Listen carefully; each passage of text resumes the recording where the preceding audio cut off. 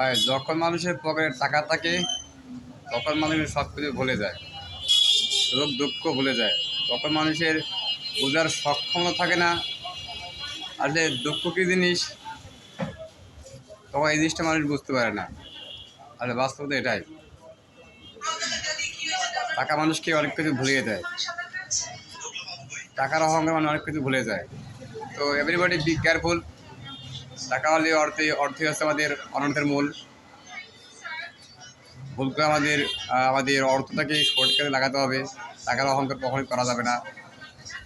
আমি একটা যদি বিশ্বাস করি, নিচ থেকে উপরতে সময় লাগে কিন্তু নামতে সময় লাগে না।